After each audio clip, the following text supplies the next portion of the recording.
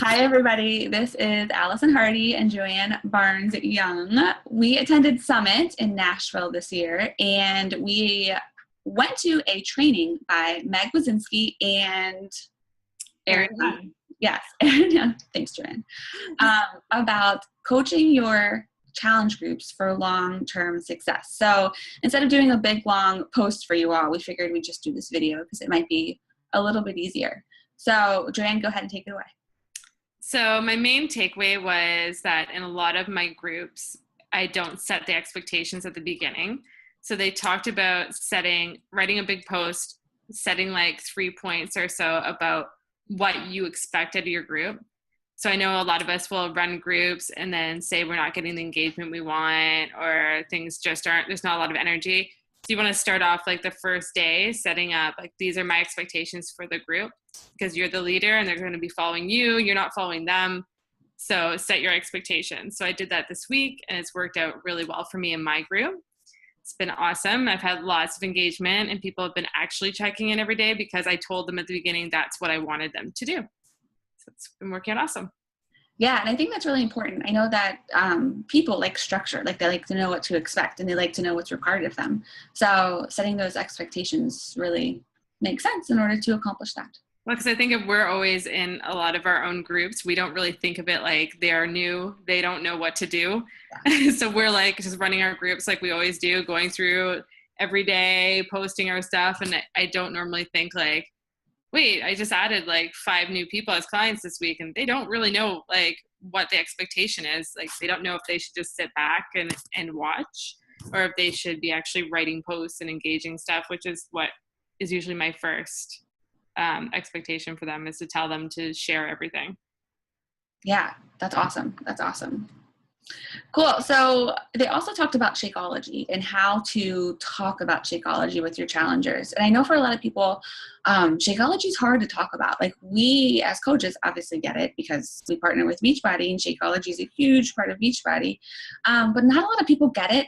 And the cost can really throw people off sometimes.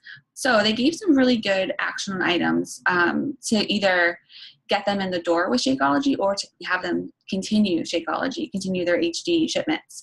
So the first thing was share the Shakeology podcast before HD ships again. And did you guys know that there was a Shakeology podcast? Because I did not. Yeah, I knew there was, but I'll be honest, I've never watched it. Yeah. I probably should start, but I've never watched it.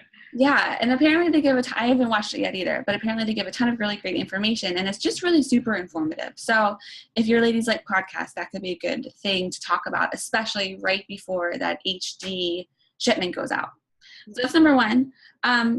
Give 3 takeaways from Shakeology, and this kind of goes into my third point also. Share your Shakeology journey. So think about why you started Shakeology. Like, what was the main purpose? And we do this with our businesses all the time. We talk about our why and why we do this, why we do that.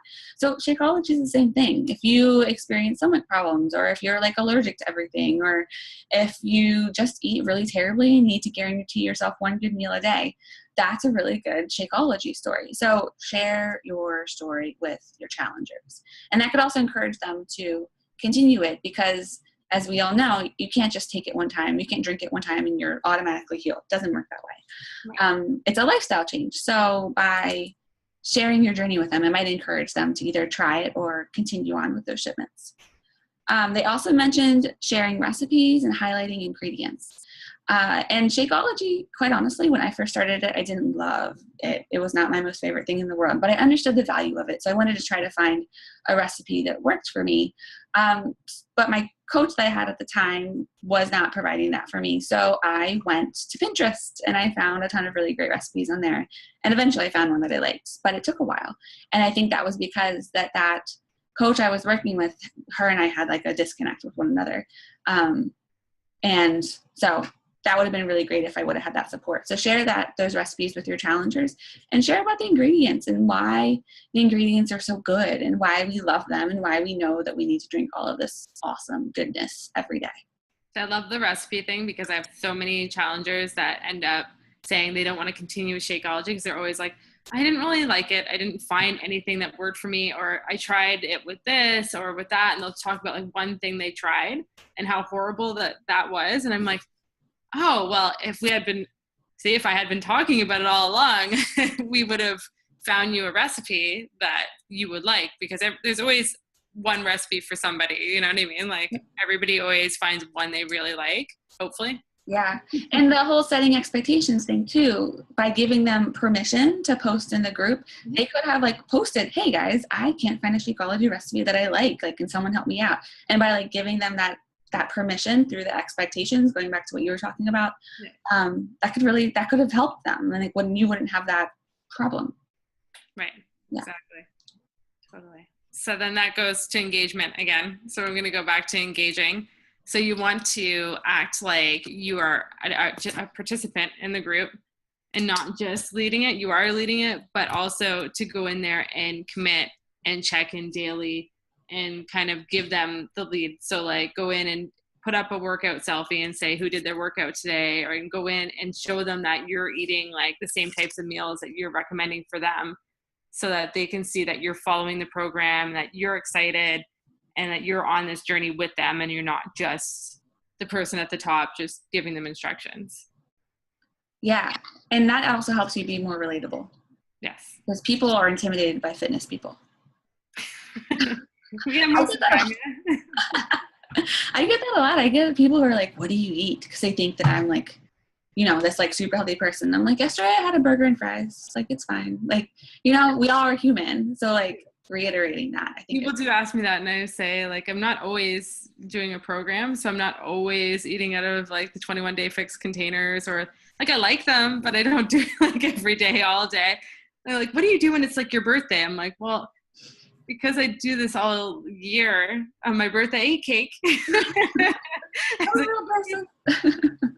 Yeah, totally.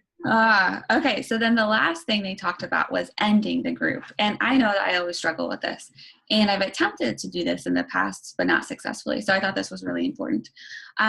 They recommended that you go live, since we have that amazing Facebook Live feature right now, and tell your challengers when you're going to go live. So 3 p.m. on Friday, let's say. And offer them 3 options moving forward. So the one is you bless them and you release them. So they're not going to continue to work with you, which is fine. Not everybody needs to, right? And you wish them good luck and send them on their way. And of course, that's not going to be the last time you talk to them. You're going to follow up with them to try to enroll them in a future challenge group.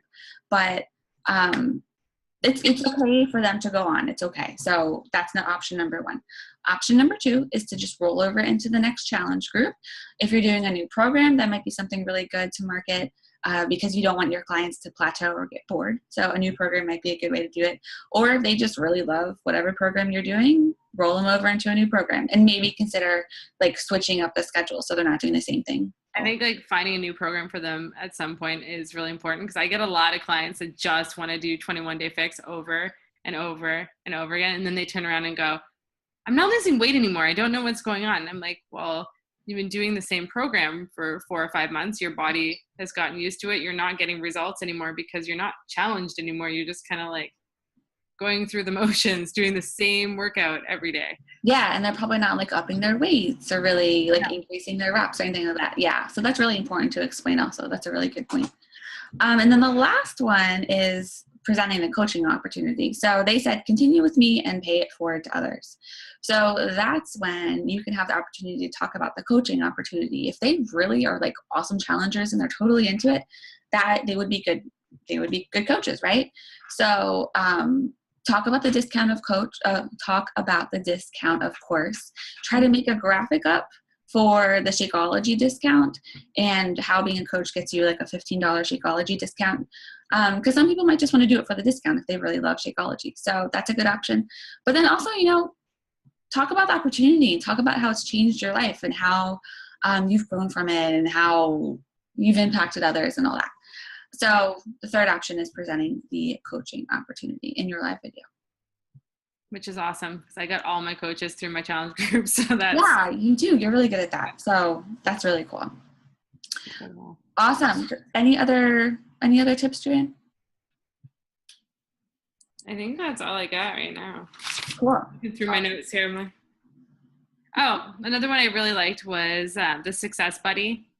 Oh, yeah. Talk about that. So asking, in the group if anybody is struggling and they would like to pair up with someone, and then you pair them up, just like we kind of do as coaches. We have success partners. Mm-hmm. They'll have their own success buddy that they can, like, if they're really struggling, they can count on and like private message each other and chat and share with each other. So it makes it a little more of like a private, personal experience. Yeah, that's an awesome idea. I forgot about that part. Cool. All right. Well, thanks for watching, everybody. And Thanks. we'll talk with you later. Bye.